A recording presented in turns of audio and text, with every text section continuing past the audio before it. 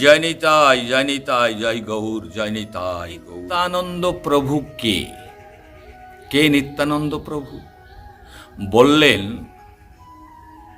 কেন নিত্যানন্দ প্রভু হলেন? অনেকে কীর্তনে গায় না, তোমরা এসো দুটি ভাই গৌর নিতাই, দ্বিজমণি দ্বিজ রাজহে। চৈতন্য চরিতামৃতে আস্বাদন দিলেন, গৌরদয়ে পুষ্পবন্ত চিত্র সন্ধৌ তমনদৌ। দুই ভাই অনেক জায়গায় প্রমাণ দিলেন নিতাই গৌর দুই ভাই। কি করে দুই ভাই হলেন? নিত্যানন্দ প্রভু হল বীরভূমের একচক্রা নগরে হারাই পণ্ডিতের জ্যেষ্ঠ পুত্র, আর মহাপ্রভু হলেন নবদ্বীপে জগন্নাথ মিশ্রের দশম নন্দন। একজন হলো মিশ্র আর একজন হলো ওঝা। তাহলে ভাই হলো কি করে? কি করে ভাই হলো? না বলছেন আপন ভাই হলো কি করে? চৈতন্য ভাগবত প্রমাণ করলেন। মহাপ্রভুর আগে যে ভাই, ওর নাম ছিল কি? বিশ্বরূপ। বিশ্বরূপ যখন সন্ন্যাস নিয়ে চলে গেলেন কোথায়? ভগবত ভজনের জন্য তীর্থ ভ্রমণে চলে গেলেন সন্ন্যাস নিয়ে। নাম হলো শঙ্কর আরণ্য।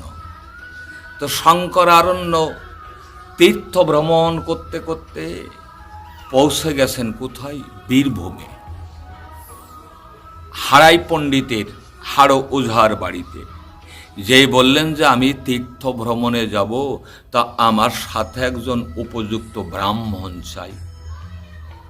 আপনার জ্যেষ্ঠ পুত্র নিত্যানন্দকে যদি আমার, ভালো কথা, তো খুব ভালো কথা, আমার ছেলে তীর্থ ভ্রমণে যাবে আপনার সাথে, ভালো কথা, নিয়ে যান। চলে গেল।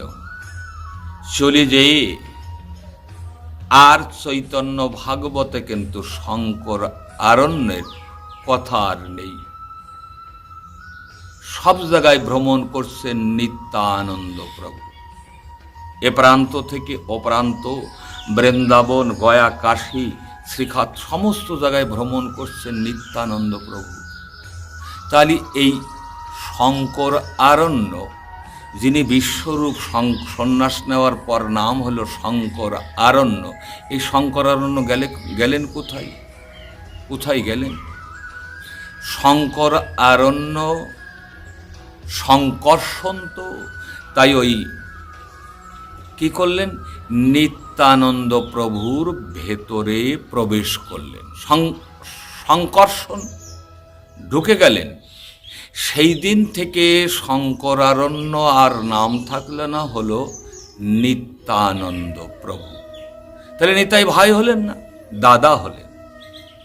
দাদা হলেন নিত্যানন্দ প্রভু, মহাপ্রভুর দাদা। কারণ শঙ্কর্ষণ, যে শঙ্করারণ্যের ভেতরে ঢুকে গেলেন, তাহলে ভাই হলো না? হ্যাঁ, দাদা হলো, আপন দাদা। তাই তো বলেছিলেন, তাই তো একদিন বলেছিলেন, কোন সময়? জগাই মাধায়ের উদ্ধারের সময়। জগাই মাধায়ের উদ্ধারের বেলায় জগাই মাধাই যখন নিত্যানন্দ প্রভু এবং হরিদাস যখন নাম বিতরণ করছেন, জগাই মাধাই বলেছিলেন, নিতাই নিতাই নাম গান বন্ধ কর। বন্ধ করলেন না। তখন মাধাই কলসির কানা ছুঁড়ে মেরেছিল নিতাই ঠাকুরের কপালে। সমস্ত ভক্ত হা হতাশ করতে লাগলেন, রে জগাই রে মাধাই। শেষ পর্যন্ত নিত্যানন্দ প্রভুর অঙ্গে আঘাত করতেও কুণ্ঠিত বোধ করলে না। এই কথা আস্তে আস্তে চারিদিক ছড়াই পড়লে মহাপ্রভুর কানে গেলেন। মহাপ্রভু ছুটে এসে বললেন, কোথায় সুদর্শন? আজ্ঞাবহদা সুদর্শন গর্জন করে যখন আসছেন, নিত্যানন্দ প্রভু কি বলেছিলেন? নিতাই বলেছিলেন, এবারকার বিচারক তুমি নও, বিচারক আমি। কেন? না আমি হলাম কলিযুগের রাজা, তাতে তোমার বড় ভাই তোমার দাদা আর কলিযুগের রাজা, বিচার আমি করব। কি বিচার করেছিল তোমার মনে পড়ে না? সেই ত্রেতা যুগের কথা। ত্রেতা যুগে তুমি ছিলে রামচন্দ্র, আমি ছিলাম ভাই লক্ষণ। যখন চণ্ডালরা উপজাতিরা যজ্ঞ করতে চেয়েছিল, ব্রাহ্মণ মুনি ঋষেরা নালিশ করলে, তুমি বললে এরা যজ্ঞ করলে দেশে অনাবৃষ্টি হাহাকার হবে, অতএব এর বিচার হলো শিরচ্ছেদ, ধর থেকে মাথাটা কেটে নামায় দাও। আমি লক্ষণ হাত জোড় করে বলেছিলাম, দাদা এরাও তোমার প্রজা, ওরাও তোমার প্রজা, ওরা যজ্ঞ করবে আর এরা যজ্ঞ করতে শেষ করেনি তো, তবু যদি এর শিরচ্ছেদ হয় এটা অন্যায়।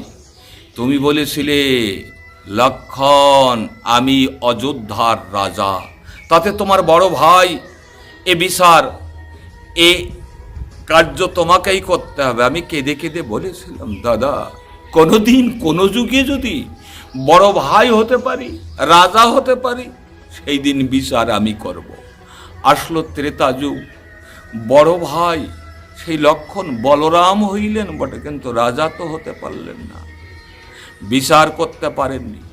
আসলো কলিযুগ, কলিযুগের রাজা হলেন আমাদের নিতাই চাঁদ, বড় ভাই হলেন নিতাই চাঁদ। তাই বিচার করছেন। কি বিচার করেছিলেন? বললেন অবোধ বালকরা যেমন পিতামাতার বক্ষে উঠে কত অন্যায় অত্যাচার করে, তাতে কি পিতামাতা রাগ করে?